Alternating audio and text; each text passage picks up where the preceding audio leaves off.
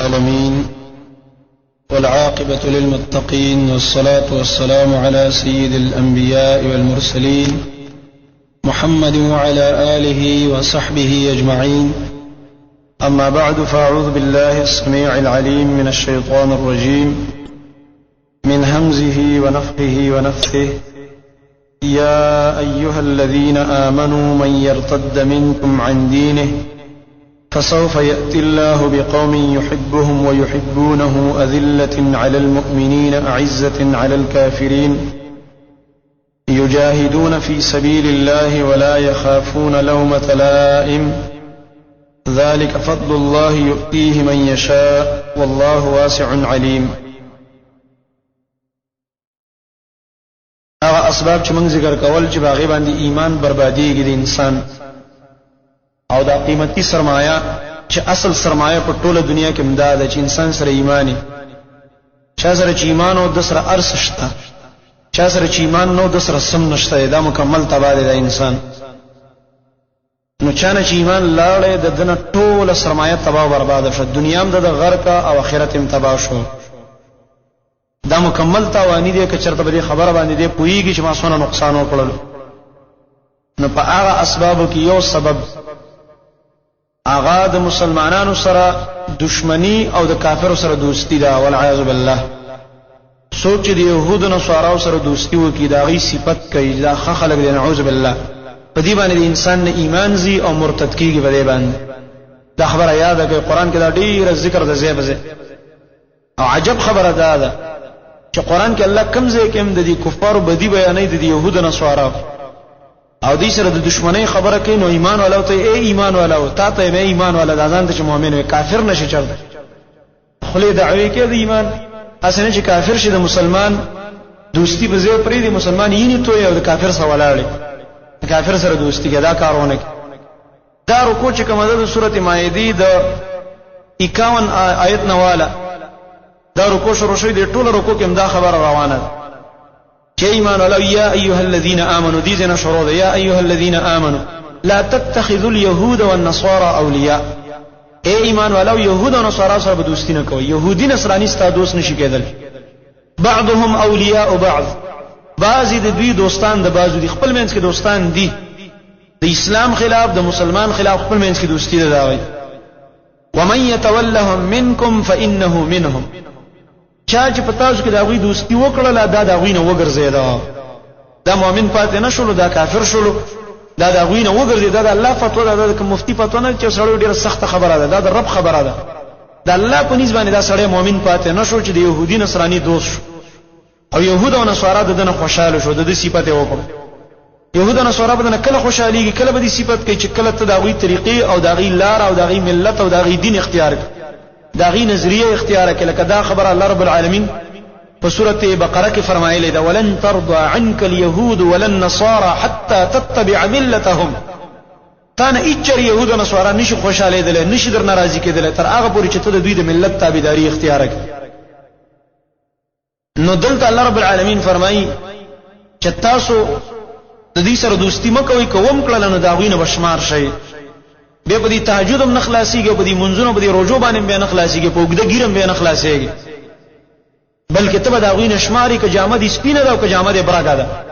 ک په وردی کې او ک بغیر د وردی نه، چې د يهودي نصراني مرګره شولې هغه سره به حساب شي. دا الله رب العالمین دا اټله فیصله کړې دي کې د چا استثناء نه ده کړې. ومن يتولهم منكم فانه منهم. ابي الله رب العالمین هغه چاته منافقان ویلي دي دې ورپسې آیت چې هغه مړه دا وسوک بس مجبوری ده، او بیا به د حادثه بر ورسیږي او د حالات خراب دي او دا چل لکه دا وس خلک دا خبره کوي.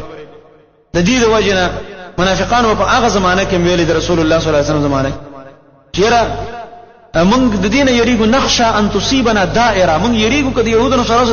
دښمنی وکړو، ډیر مالدار سرمایدار خلک دې سرمایه ټوله دې بلاس کړه، سم مصیبت پر اتر ورسیږي، اقتصادي پابندي بر باندې ولګي، لکه اوس ملکونه د مسلمانانو دینه یریږي، دا ظالمان حکام دار دینه یریږي چې بیر باندې وي اقتصادي پابندي لګي، بیر باندې پابندي نه لګيږي، بیا وسکه معیشت اکانومي د ملک دا تباکیږي، بیا د لوګي نبی امرو وي دا خبره کوي او ډالر را باندې به بنديږي. دا بالکل بعینه قران دقه خبره کړې ده، نخشى ان تصيبنا دائره،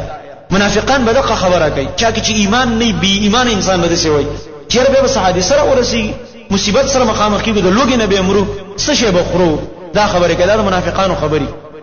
الله رب العالمین دا قران د عجیب کتاب دی هر زماني تصویر واسي د هر زماني اپریشن کوي دا قران د هر زماني سره دا قران لګيږي دا نه چې بس دا هغه زماني سره اغله او بس هغه پورې خاص دی دا زمونږ استاد تر قیامت پورې دا قران راهنمایي کوي هر زماني اصلاح کوي دا قران او بیا ورپسې الله رب العالمین فرمایي الله رب العالمین به خپل فیصله وکي یا الله فتح راولي مؤمنان له الله فتح ورکي او یا بل یو د فیصله وکي دا کافران به باغی ذلیل شي او د دې د زور به مات شي بیا به د منافقان سباله شرمندګي دا کم کسان نن د کفار په صف کې ولاړ دي او دا غي سره دوستۍ نه کوي خړسترګي وي الله رب العالمین به ذلیل کوي لکه پرون چې څوک د روس په صف کې ولاړو الله ذلیل کړ نن که څوک د امریکای په صف کې ولاړ دا به سبا ان شاء الله ذلیل کیږي دا د ذلت سبا را روان دي ان شاء الله د دې د ذلت د دې د رسوایی د دې د ناکامۍ د دې د شرمندګۍ سبا را روان دي ان شاء الله تعالی دا به سبا له شرمندۍ او دا مؤمنان به یو بل ته چې دا دغه منافق چې هغه د ویل چې زه مؤمن یم او دا ګوره د يهودي نصراني مرګره وي دا مؤمنان ورپورې به خاندي شرمېږي به په معاشره کې به وخت نشي تیرولې دا منافق سم بذلیل شوی رسوا به شي بالکل الله به و شرمې په شرمونو باندې چې دا کم کس د کفارو سره دوستانه کوي او بیا الله رب العالمین ورپسې فرمایي دا کوم چې مولسته ایمان والو ګوره یاد وساتئ دینه مخکې کې الله فرمایي چې عملونه د دې برباد دي او دا مکمل تاوانین دي کوم عملونه چې خلکو کړی دا د کفارو دوستانو دي عملونه برباد الله ولنه قبلې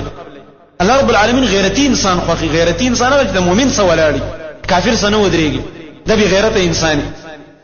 بیا ورپسې الله فرمایي ای ایمان والو څوک چې مرتد شو تاسو نه د خپل دین نه دا خبره کړې ده دین نه واولې ده د دین نه مرتد شول د کفارو سره مرګره شول د کفارو صفت کوي لګېره داغي نظام داغي قانون داغي پالیسی د خوخه ده په ملک رایج کوي وې دي که زمون کامیابی ده دا خبره کوي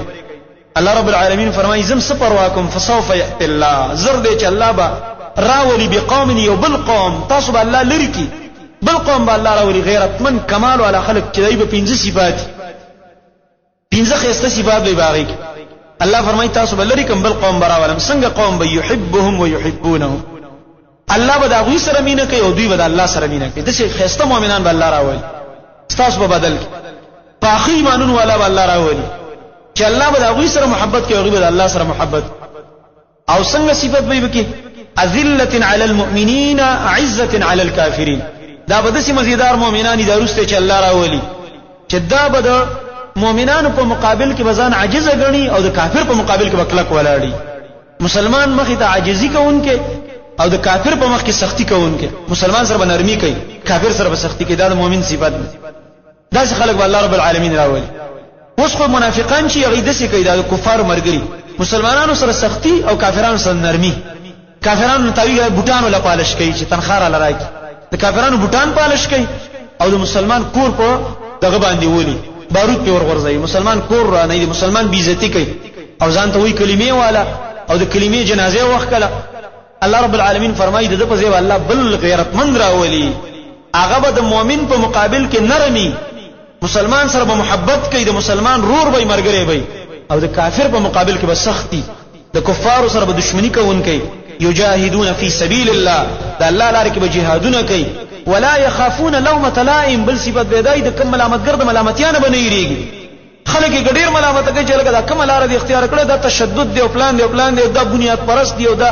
انتها پسند دی او پلان کې دی بنیادګر دی لکه اوس په نمونه دی میډیا یې خېدي د شیطانی میډیا چې کومه ده دې شی نه بدی نه یریږي چې موږ باندې کم نوم لګیږي کوم ټاپر را باندې لګیږي د چا د ملامتګر د ملامتیا پروا بنه ساتي مؤمن نه د دین مون نه یریږي چې څوک لکه دا وابین دی او پلان کې دی او دا دی واغه دی او دا نه مني واغه نه مني مؤمن د دې خبر نه یریږي څوک ورپسې خبر کې قرار دی لګي دا ټوله دنیا د خلوازه الله رب العالمین د دې خلکو صفات کړي دي دا دي صحیح مؤمنان الله وي زبردست خلک پیدا چې د چا د ملامتګر د ملامتیانه بنې یریږي که څوک ورپسې هر قسم را دي بده وي د حق په لار چې په حق کله ولال دی خلک ورپسې را دي بده وي زه پروام نه چروپ بهم بنه خرابيږي به خبره باندې په خپل پالیسي په خپل ایمانی هغه خبره باندې وکړه کولاړي خپل ایمانی نظریه باندې بده کلک ولاړ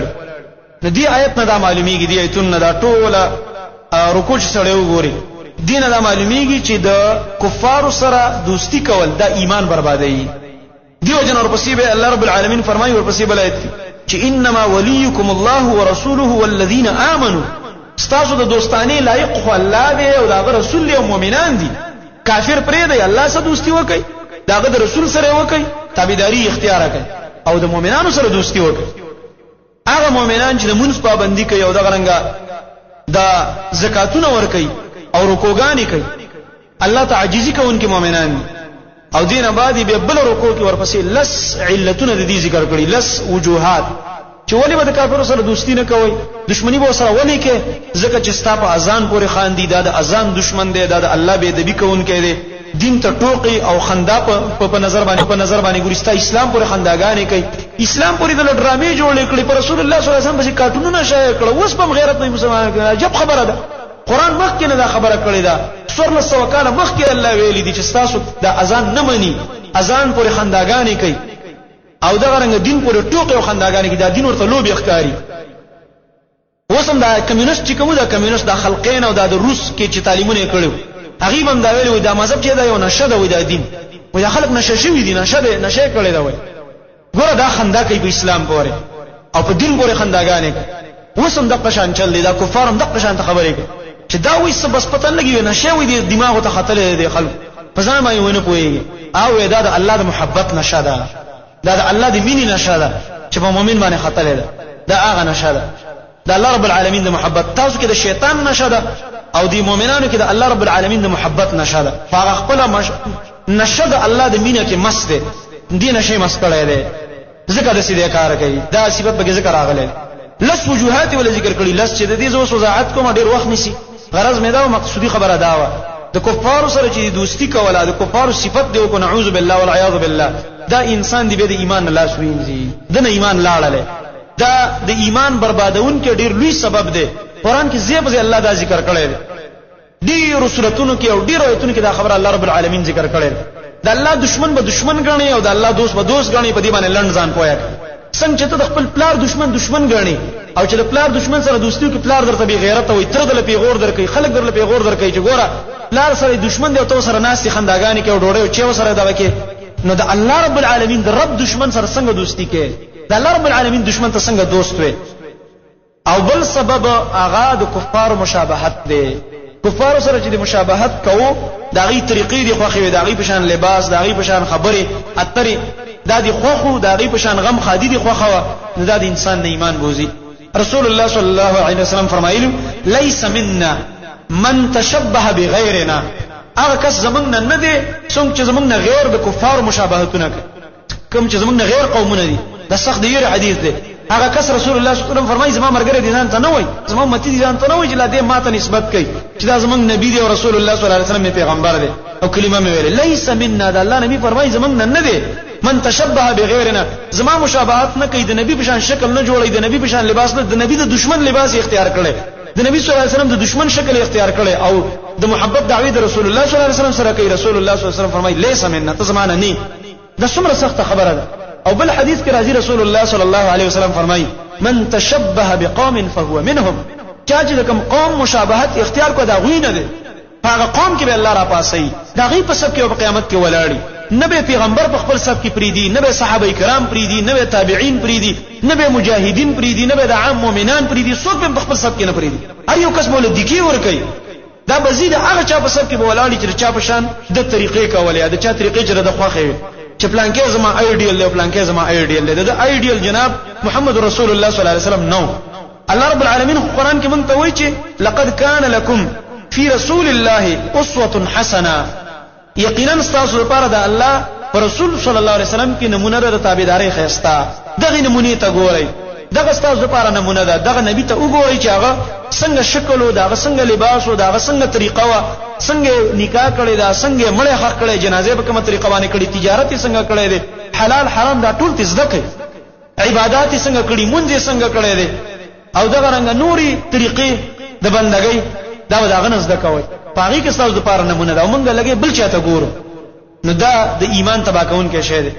اخیری خبره کوم رسول الله صلی الله علیه وسلم دومره احتیاط کړي بده کې ګوره، په دې د کفارو سره مشابهت او يهودو او نصارو سره مشابهت نظام ساتلو کې دومره سختی په دې کې کړې ده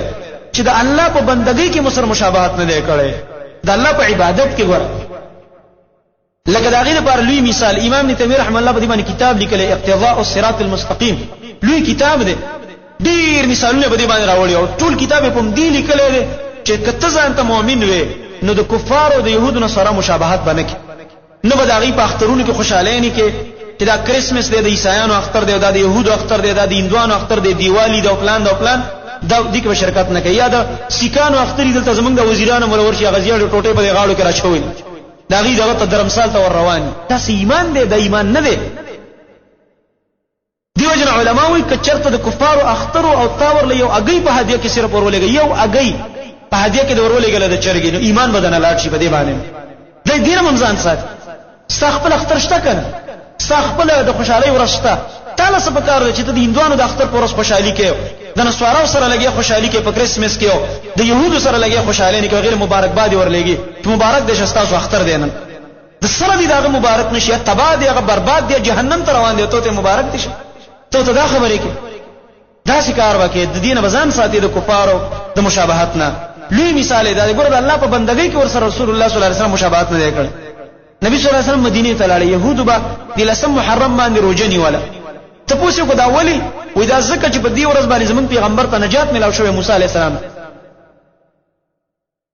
فرعون الله غرق کړو موسی علیه السلام او داغه مرګري بچ کړ په دې لسم محرم ځکه موږ داغه په خوشحالۍ کې او دې شکریا کې موږ دا روزنی سو رسول الله صلی الله علیه وسلم فرمایل موږ د دې ډیر حقداري چې موسی علیه السلام په دې نجات او د مؤمنانو په نجات باندې د فرعون په تباہی باندې موږ هم شکر وکړو الله ته خو رسول الله صلی الله علیه وسلم ګره په دې شکر کې او په دې عبادت کې د يهودو ملګرتیا ونه کړله وی فرمایل موږ سره نه هم روزم نیسو لسم هم نیسو نه هم به سره مرګري کو چې د دې خلاف پکې راشي دوی یو روزه نیسو موږ به دوه روزې نیسو رسول الله صلی الله علیه وسلم فرمایل چې کچرته زرا روان ک الله ژوند دیوما نو لا اصومن التاسعه زور سره دا نه هم روزم نیسم او بل روایت کې راځي مسند احمد کې چرته نه هم روزه چا نه پاتې شو لسم محرم باندې به له سيو لسم مرګري چې د يهودو خلاف راشي ګور په دې عبادت کې په دې روزه کې مسلمان ګرځیا نه کړي خلاف یو سکړ یو ورځ په زیاته کړی د رسول الله صلی الله علیه وسلم چې مخالفت تر راشي نو د دین رسول الله صلی الله علیه وسلم منع کړی دا اول به نبی صلی الله علیه وسلم د اثر شاته اورل د سر د اشتباه شاته اړول